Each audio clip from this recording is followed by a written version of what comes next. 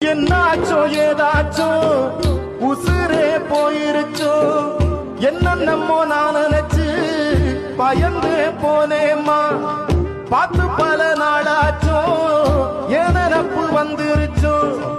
ஏக்கத்தில சாஞ்சிட்டியோ என்னன்னு சொல்லம்மா கடைசியா பிறந்தவன்னு குட்டின்னு கூப்பிட்டியே குட்டி பைய வந்திருக்கேன் பேசாம கிடக்குறியே என்ன நீ ஆளாக்க